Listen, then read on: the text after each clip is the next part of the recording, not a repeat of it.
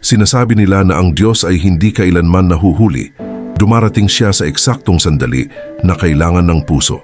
Ngunit minsan, sa gitna ng pagod at takot, nakakalimutan nating magtiwala. Nakakalimutan nating ang simpleng paggawa ng mabuti kahit walang nakakakita, ay nakikita niya at ipinaghahandang gantimpala sa tamang panahon. Ito ay kwento ng isang inang balo, isang makinilya ng panahi, at isang tahimik na panalangin na walang salita. Ito ay patotoo kung paano ang Diyos ay gumagamit ng ating pagtitiis upang ihanda tayo sa mas malaking layunin, layuning hindi lang para sa atin, kundi para sa marami pang ibang buhay na nangangailangan ng pag-asa. May isang makapangyarihang patotoo akong ibabahagi sa iyo ngayon, pero kailangan kong ipangako mo muna ang isang bagay. Kung mananatili ka hanggang sa huli ng kwentong ito, makikita mo kung paano kumikilos ang Diyos sa mga paraang hindi natin inaasahan. Mag-subscribe ka ngayon upang hindi mo makaligtaan ang anumang patotoo na maaaring siyang mismong mensahe na kailangan ng iyong puso. At isulat mo sa mga komento mula saang bansa ka nanonood. At sabihin mo rin, naranasan mo na bang sagutin ng Diyos ang isang panalangin sa oras na hindi mo inaasahan? Gusto kong marinig ang iyong kwento. Si Marites Cruz ay 49 na taong gulang. Nakatira sa isang sulok ng Caloocan, Metro Manila. Isang lugar na patuloy pa ring bumabangon mula sa mga sugat ng nakaraang bagyo. Ang kanyang tahanan ay isang maliit na bahay na gawa sa kahoy at yero. Unti-unting itinayo sa paglipas ng maraming taon. Bawat tabla ay saksi ng kanyang pagsisikap. Maliit ang katawan ni Marites, payat, pero matigas ang mga kamay. Ang kanyang mga daliri ay puno ng maliliit na sugat, bunga ng paulit-ulit na pagtusok ng karayom. Ang kanyang mukha ay may malalim na guhit sa noo at sa gilid ng mga mata, ngunit may kakaibang liwanag pa rin sa kanyang tingin, ang uri ng liwanag na nanggagaling sa taong ayaw sumuko kahit gaano man kahirap. Ang kanyang buhok ay may halong uban na, minsan ay itinatalian lang ng lumang garter para hindi makaabala sa pagtahi. Ang kanyang mga mata ay kayumanggi, malalim at puno ng mga kwentong hindi nasasabi. Kapag nakikita mo siya sa kalye, hindi mo agad mapapansin. Isa lang siyang karaniwang alin na naglalakad ng mabilis, may dalang basket ng mga tela at sinulid. 6 na taon na siyang balo. Namatay ang kanyang asawa noong 2020 dahil sa sakit na hindi na naagapan. Tuberculosis na lumala dahil sa kawalan ng pera para sa gamot. Mula noon, nag-isa siyang nag-alaga sa 2 anak. Si Lian, 20 anyos, second year college sa isang public university na nag-aaral ng nursing.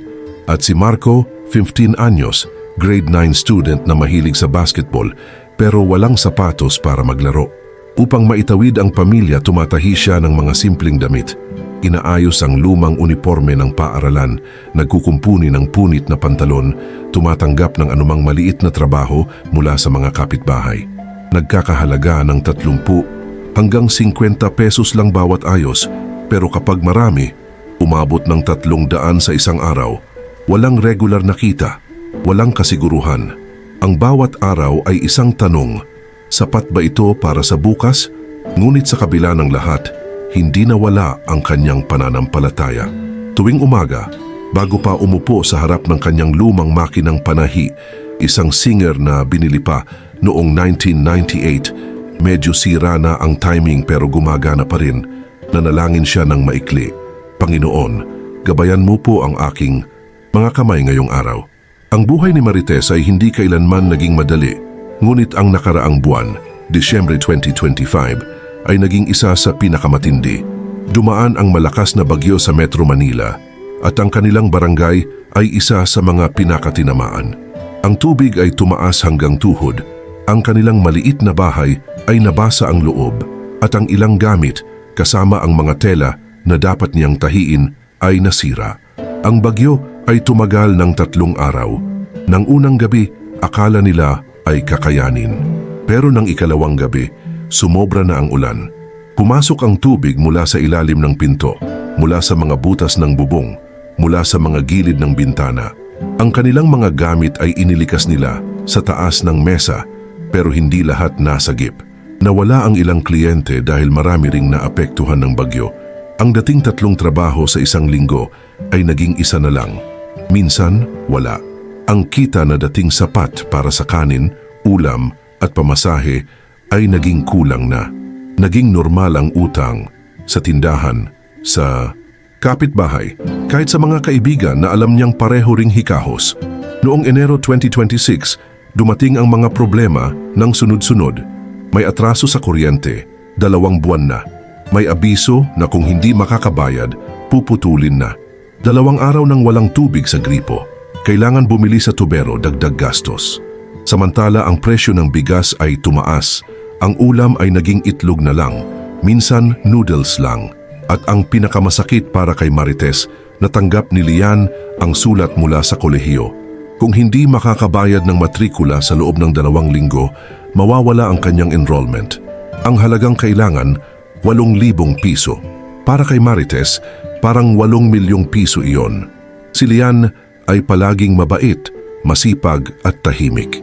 Hindi niya kailanman pinakita ang sakit pero alam ni Marites, nakikita niya sa mga mata ng anak kung gaano kalaki ang takot na hindi makapagtapos. Nakikita niya kung paano humihingi ng paumanhin si Lian sa bawat gastos kahit kailangan niya. Nakikita niya kung paano nagpipigil ang anak na umiyak tuwing gabi. Ang ganitong uri ng kahirapan ay hindi lang tungkol sa gutom. Ito ay tungkol sa takot na baka hindi mo kayanin ng mga anak mo. Ito ay tungkol sa hiya na pakiramdam mo'y kabiguan ka bilang magulang. At ito ay tungkol sa pagod. Ang uri ng pagod na hindi maaalis ng tulog. Ang uri ng pagod na pumapasok sa buto, sa kaluluwa. Unti-unting naubos ang lakas ni Marites. Hindi dahil nawala ang kanyang pananampalataya, kundi dahil napagod na siya sa paulit-ulit na pagsisikap na walang katiyakan. Pakiramdam niya, kahit anong gawin niya hindi sapat. Kahit gaano siya magtrabaho, parang umaagos lang palabas ang pera. Pakiramdam niya, hindi siya nakikinig ng Diyos. O baka hindi na siya karapat-dapat na pakinggan. 1 linggo ng Enero, ika-11 kung hindi niya mali, gumising si Marites na walang lakas. Maulap ang langit at nagsimula ng umulan ng malakas. Hindi pa gaanong bagyo pero malakas na rin. Ang hangin ay umiihip ng tahimik, ngunit malamig na parang babala ng isang mas malaking bagay. Nang umaga hindi siya nagtrabaho. Walang order, walang tawag. Umupo lang siya sa harap ng bintana, nakatingin sa labas habang tumatakbo ang ulan sa bubong. Ang kanyang isip ay puno ng mga tanong. Paano ko babayaran ang kuryente? Paano ko itutuloy si Lian? Paano kami makakain bukas? Ang ulan ay tumataas na sa kalye. Nakita niya ang mga kapitbahay na nagsisimula ng mag-alala, nag-aayos ng mga gamit, nagtitingin ng mga bintana, gamit ang lumang trapo at masking tape. Ang mga bata ay tumatakbo pa rin sa ulan, naglalaro walang alam sa takot ng mga magulang. Nang tanghali, lalong lumala ang ulan. Nagsi-brown out, nawalan ng kuryente ang buong barangay. Ang tanging ilaw ay nanggagaling sa maliit na bintana, pero kulang pa rin dahil sa kadiliman ng ulap. Nag-alok si Marco na bumili ng kandila pero wala nang pambili. Kaya nag-ipon na lang sila ng mga lumang newspaper, balak gawing pansindi kung sakaling tuluyang gumabi. Bandang 3:00 ng hapon, lumakas ang hangin. Ang ulan ay parang binubuhos ng langit, walang tigil, walang awa. Ang mga kapitbahay ay nagsimula ng magtakbuhan, nag-aasikaso ng mga gamit, nag-tape ng mga bintana. Ang ilan ay umalis na, pumunta sa evacuation center. May narinig na ring tunog ng yero na nahuhulog, ng puno na natutumba. Si Marites ay nanatili sa loob, kasama ang 2 anak. Tahimik sila. Walang masyadong salita. Si Lian ay naglilinis ng mga gamit na nabasa, habang si Marco ay tumutulong sa kanyang ina na ayusin ang mga lumang yero na gumagamit nilang panakip sa mga butas ng bubong. Pero alam nilang hindi sapat ang mga iyon. Nang mag-alas 5 na ng hapon, napakadilim na. Walang kuryente, walang kandila. Ang tanging ilaw ay galing sa cellphone ni Lian, pero mabilis na nauubos ang battery. Nagsindi na lang sila ng maliit na emergency light, pero ang liwanag ay tila lalo pang nagpalalim ng takot. Ang buong bahay ay umuugong sa hangin. Ang bubong ay tumutunog na, parang lumuluwa. Nang mag-alas 6 may narinig silang malakas na kalabog mula sa labas. Yero, bumagsak. Hindi alam kung saan, pero malapit. Napasigaw si Marco. Niyakap ni Marites ang dalawang anak at nanalangin ng tahimik. Panginoon, protektahan mo po kami. Habang umuulan, nakaupo si Marites sa sahig, nakasandal sa dingding. Ang kanyang mga kamay ay nakapatong sa kandungan, walang ginagawa, walang tahi, walang trabaho. Tanging pakikinig lang sa tunog ng ulan, ng hangin at ng kanyang sariling puso na parang pumapalpitati sa takot. Nang gabi na, 9:00 na yata, nanalangin siya. Pero hindi tulad ng dati. Walang salita, walang hiling. Umupo lang siya, pumikit at hinayaan ang luha na tumulo. Ang tanging nararamdaman niya ay pagod. Pagod sa lahat. Pagod sa buhay, pagod sa paglaban. Nang Lunes ng umaga, huminto na ang ulan. Gumising si Marites ng 5:00 pero hindi siya bumangon kaagad. Nakatitig lang siya sa kisame, walang lakas. Pero alam niyang kailangan niyang gumalaw. Kailangan niyang maghanap ng trabaho. Kailangan niyang bumalik sa paglalaban. Bumangon siya ng 6:00, nagluto ng kaunting lugaw. Yung natitirang bigas, may kaunting asin lang. Walang ulam, pero mainit. Kumain silang 3 ng tahimik, walang masyadong usapan. Pagkatapos, nagsimula siyang maglinis ng bahay. Ang mga basang gamit, ang mga natirang tubig sa sahig. Nang mag-8:00 na ng umaga, may kumatok sa pintuan. 3 beses. Mabilis, pero mahinahon. Lumingon si Marites. Nagtataka. Sino ang pupunta ng ganito kaaga? Binuksan niya ang pinto. Nakita niya ang isang matandang babaeng kapitbahay. Si Aling Nora, mga 70 anyos na, isa sa mga tumutulong sa paglilinis ng simbahan sa kanilang barangay. Laging nakangiti, laging may dalang rosaryo sa bulsa. Marites, anak, may gusto akong sabihin sa'yo, sabi niya ng malambing. Ang boses ay medyo nanginginig dahil sa edad, pero may kakaibang init. Pinapasok siya ni Marites. Naupo si Aling Nora sa isang maliit na bangko, huminga ng malalim at tumingin kay Marites ng diretso sa mga mata. Nakita kita kahapon sa simbahan. Tahimik ka lang, nakaupo sa likod, umiiyak. Hindi ako nakalapit, pero nakita kita. At alam ko, anak, nahihirapan ka. Namula si Marites. Pasensya na po, Aling Nora, pagod lang po ako. Ngumiti ang matanda. Alam ko, anak. At alam mo, ilang taon na kitang kilala. Alam ko kung gaano kasipag. Alam ko kung gaano ka kabanal. Kaya naalala kita noong narinig ko ang usapan kanina sa simbahan. Anong usapan po? Tanong ni Marites, nagtataka, medyo umaasa pero takot ding umasa. May dumating na tao sa simbahan kanina. Mga dayuhan, mga galing sa isang organisasyong Kristiyano. Naghahanap sila ng mga taong marunong magtahi. Kailangan nila ng tulong para gumawa ng uniforme para sa mga batang walang-wala. May bayad daw at regular. Hindi ko alam lahat ng detalye, pero sabi nila, kailangan nila ng mananahi na mabuti ang puso at matapat sa trabaho. Napatigil si Marites. Totoo? Po ba iyon? Oo, at naisip ko kaagad ikaw. Kaya naman sabi ko sa kanila, may kilala ako. Mabuti ang puso, masipag, at marunong magtahi. Si Marites Cruz. Gusto kanilang kausapin bukas. Pumunta ka raw sa simbahan, 9:00 ng umaga. Hindi makapaniwala si Marites. Para siyang nabigyan ng hangin pagkatapos ng mahabang paglubog sa tubig. Salamat po, Aling Nora. Hindi ko po alam kung paano kayo pasasalamatan. Hinawakan ng matanda ang kamay niya. Huwag mo akong pasalamatan. Pasalamatan mo ang Diyos. Nakikita niya ang lahat ng ginagawa mo kahit walang nakakakita. At ito ang sagot niya. Pero Marites, huwag kang matakot. Magtiwala ka lang. Kinabukasan, Martes ng umaga, pumunta si Marites sa simbahan. Medyo kinabahan siya. Hindi siya sanay sa mga ganitong pagkakataon. Nag-ayos siya ng konti, nagsuot ng pinakadesenteng damit na mayroon siya. Isang lumang blouse na itim at simpleng palda. Nagsuklay at nagpray bago lumabas.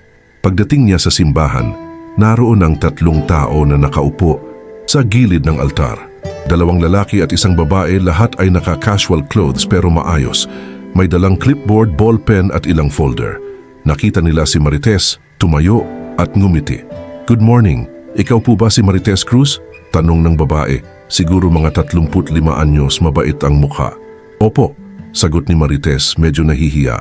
Ako po si Anna at sila po sina Ben at Carlo. Kami po ay mula sa isang international Christian organization na tumutulong sa mga komunidad na naapektuhan ng kalamidad. Halika po, umupo kayo. Gusto lang po namin kayong makilala. Umupo si Marites. Kinabahan siya pero tinry niyang kumalma. Nag-usap sila. Tinanong nila si Marites tungkol sa kanyang trabaho, sa kanyang buhay, sa kanyang mga anak. Hindi siya nag-iimbot. Ikinuwento niya ang lahat, ang pagkawala ng asawa, ang bagyo, ang pakikibaka para mapag-aral ang mga anak at ang kanyang pagpupursigi kahit halos wala ng pag-asa. Nakikinig ang mga tao ng mabuti, tumangutango, ngumingiti kapag kailangan at nakaramdam si Marites ng kakaibang init sa kanilang presensya. Hindi nila siya pinagmukha ng kawawa, hindi nila siya tinuring na charity case. Tinrato nila siyang tao, may dignidad, may halaga, may kwento na importante.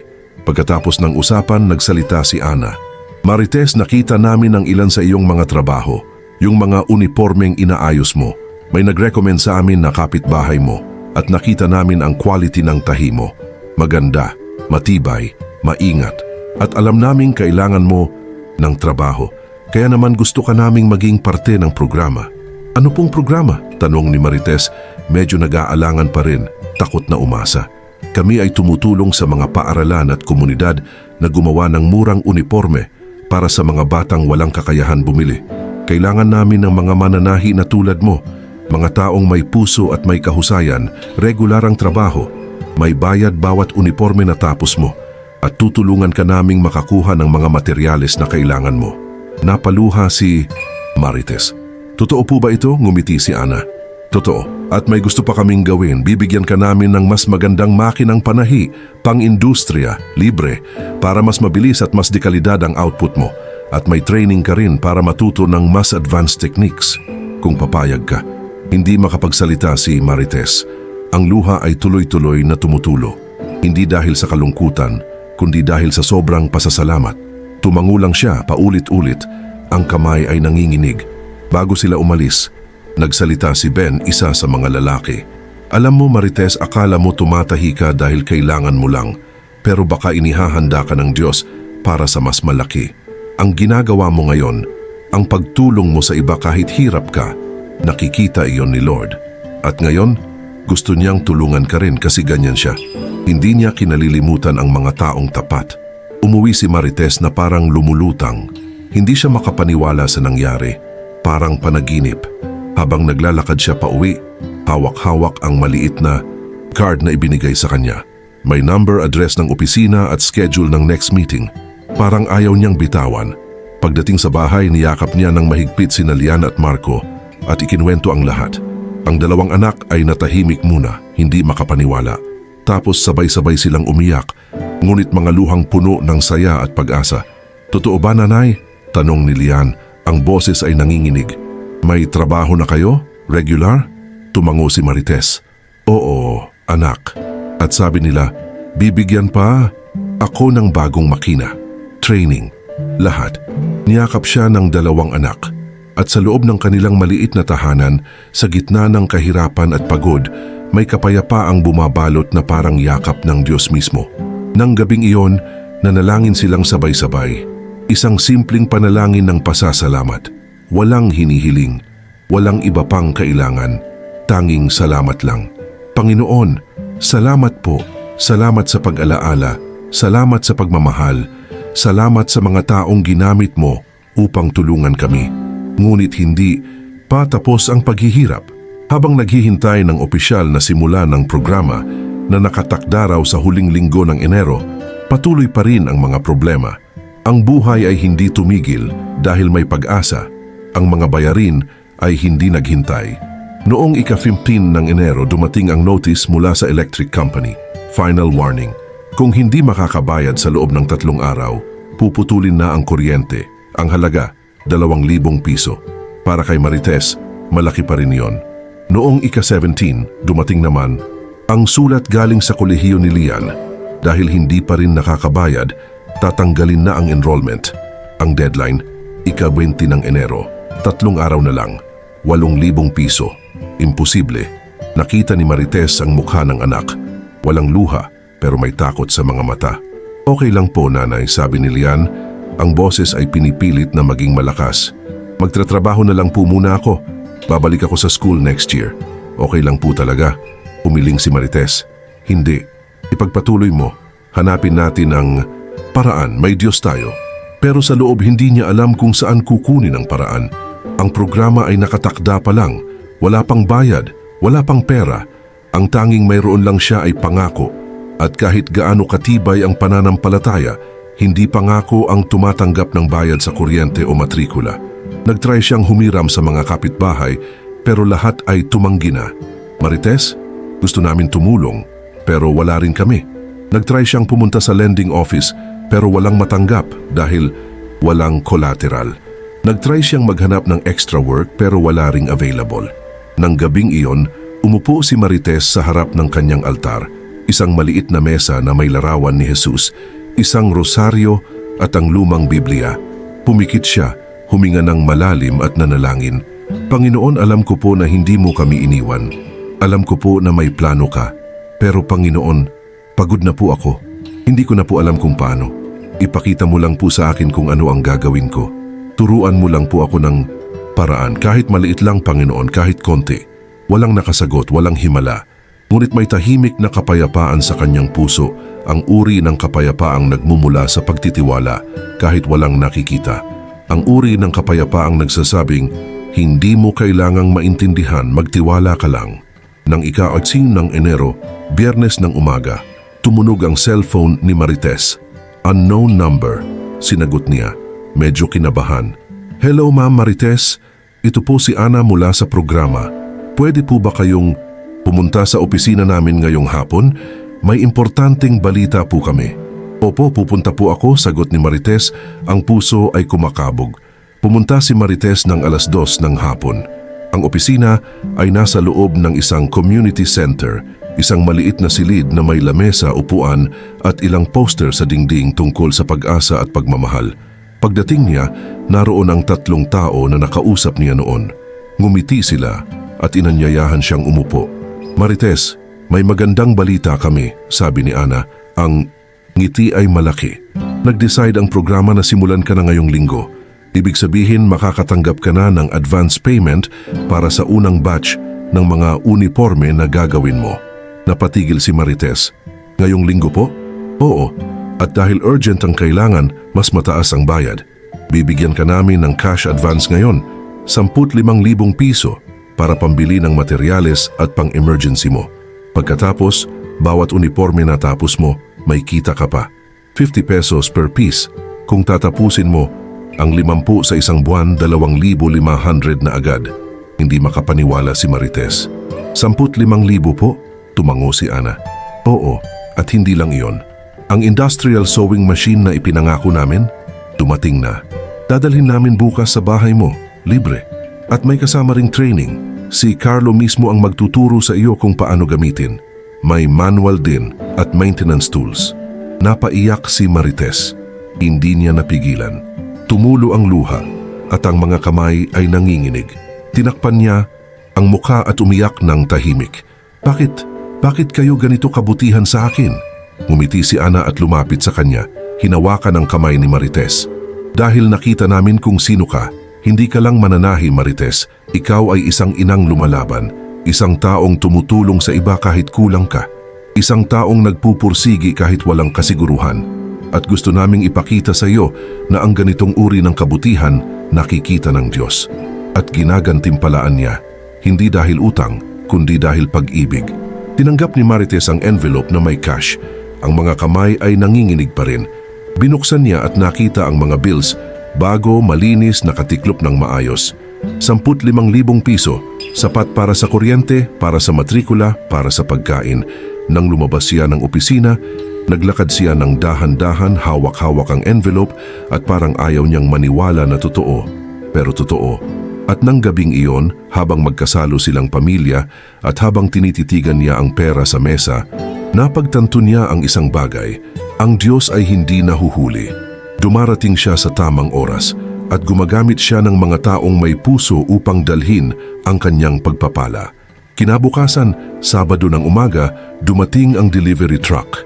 2 lalaki ang bumaba at binuhat ang isang malaking kahon, ang industrial sewing machine. Mas mabigat, mas mabilis, mas matibay kaysa sa lumang makinang ginagamit ni Marites. Habang tinutulungan sila ng mga delivery man na iset up ang makina sa sulok ng kanilang sala, hindi makapaniwala si Marites. Hinahaplos niya ang metal, ang motor, ang gulong parang panaginip. Si Lian at Marco ay nanonood na mangharin. Dumating din si Carlo, isa sa mga tao mula sa programa. Tinuruan niya si Marites kung paano gamitin ang makina. Ang tamang bilis, ang tamang tension ng thread, ang tamang pag-aalaga. Nag-practice si Marites at kahit medyo nahihirapan sa una, mabilis siyang natuto. "Magaling ka, Marites," sabi ni Carlo. "Makikita mo, mas madali ang trabaho mo." Ngayon, nang hapon pumunta si Marites sa electric company. Binayaran niya ang atraso. Nang linggo pumunta siya sa kolehiyo ni Lian. Binayaran niya ang matrikula. Nang Lunes, bumili siya ng mga materyales, tela, sinulid, butones, zipper, at nagsimula na siyang magtrabaho. Ang unang batch ay 15 uniforme. Simple lang, white blouse at checkered skirt para sa mga batang babae, white polo at blue pants para sa mga lalaki. Pero bawat isa ay ginawa niya ng maayos, maingat, puno ng puso.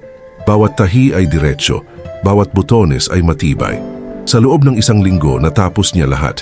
Nang isumiti niya sa opisina, napuri siya. "Perfect, Marites, ito ang quality na hinahanap namin," sabi ni Ana. "Makikita mo, maraming bata ang matutuwa sa mga uniform na ito." Binigyan siya ng bayad, karagdagang 15,000, at may bagong order na 30 uniforme para sa susunod na buwan. Regular na, consistent. Sa loob ng 2 linggo, ang buhay ni Marites ay ganap na nagbago. Hindi dahil biglang yumaman, hindi, kundi dahil may trabaho na, may kita na, may direksyon na. Ang dating takot ay napalitan ng pag-asa. Ang dating hiya ay napalitan ng dignidad. Ang dating pagod ay napalitan ng lakas. At ang pinakamalaking pagbabago, ang ngiti. Bumalik ang ngiti sa kanyang mukha, sa mukha ng mga anak, sa loob ng kanilang tahanan. Ang lamesa ay puno na ulit ng pagkain, hindi marangya pero sapat, masaya. Nang Pebrero, habang patuloy na tumatanggap ng order, naisip ni Marites ang isang bagay. Kung tinulungan siya, bakit hindi siya tumulong sa iba? Kung tinuruan siya, bakit hindi siya magturo? May kapitbahay siyang si Aling Rosa, matanda na, mga 60 anyos balurin, walang trabaho, palaging tahimik lang sa bahay. Minsan nakikita lang sa tindahan bumili ng bigas. Nag-alok si Marites na turuan siya ng basic sewing. "Aling Rosa, tara po turuan ko kayo. Malay natin baka makatulong din sa inyo." Nag-aalinlangan si Aling Rosa sa una. "Matanda na ako, Marites. Baka hindi ko na kayanin." Pero pinilit ni Marites. "Kaya po yan, Aling Rosa, simple lang po at tuturuan ko po kayo ng maayos." Pumayag si Aling Rosa. At sa loob ng ilang linggo, natuto na rin siya. Hindi gaanong bilis, pero maayos. Matibay ang tahi. Nang may extra order na hindi kayang tapusin ni Marites mag-isa, pinasahan niya si Aling Rosa, binayaran niya. At sa gayon, natulungan din niya ang matanda. Dumami pa. May isa pang kapitbahay, si Lena, isang single mother na mga 30 anyos, may 2 anak, walang regular na trabaho, palaging nag-aalala, palaging nangungutang. Tinuruan din ni Marites. At pati si Lena ay nakahanap ng kita. May isa pang bata, si Maria, 17 anyos, tumigil sa pag-aaral dahil sa kahirapan. Gusto niyang matuto ng kahit ano para makatulong sa pamilya. Tinuruan din ni Marites. At ngayon, tumutulong na si Maria sa kanila, kumikita na rin. Unti-unti, ang maliit na tahanan ni Marites ay naging lugar ng pag-asa para sa iba. Hindi siya nagtayo ng kumpanya. Hindi siya naging mayaman. Ngunit naging instrumento siya ng Diyos upang magpatuloy ng kabutihan. Ang simpleng gawang natanggap niya ay ginawa niyang daan para tulungan ang iba. At lahat ng ito ay nagsimula sa isang simpleng panalangin, sa isang maulang gabi, sa isang taong pagod na pagod, ngunit hindi sumuko. Ang buhay ay puno ng mga pagsubok na parang ulan, dumadating ng walang babala, bumabayo ng malakas at nag-iiwan ng takot at pagod. Ngunit sa bawat ulan may pag-asa, sa bawat dilim may liwanag na darating, at sa bawat pagod May Diyos na nakakakita, nag-aabang at naghahanda ng mas magandang bukas. Tandaan, ang kabutihang ginagawa mo ngayon, kahit walang nakakakita, ay nakikita ng Diyos. At sa tamang panahon, gagantimpalaan ka niya, hindi lang para sa iyong sarili, kundi upang gawing instrumento ka para tulungan ang iba. Dahil ganyan kumikilos ang Diyos, gumagamit siya ng mga taong may pusong tapat upang ipakita ang kanyang pag-ibig sa mundo. Kung nakarating ka hanggang dito, hindi ito nagkataon lamang. Inilapit ka ng Diyos sa kwentong ito dahil kailangan mo itong marinig. Ngayon, may hihilingin ako sa iyo. Mag-subscribe ka sa channel upang patuloy kang makatanggap ng mga kwentong nagpapalakas ng kaluluwa. At sa mga komento, isulat mo kung taga saan ka at ibahagi mo. Ano ang iniwan ng patutuong ito sa iyong puso? Mayroon ka bang dinadala ngayon na nais mong ipagkatiwala sa Diyos? Ibahagi mo ang iyong panalangin, sakit o pasasalamat. Dito, tayo ay isang pamilya at mahalaga ang iyong kwento.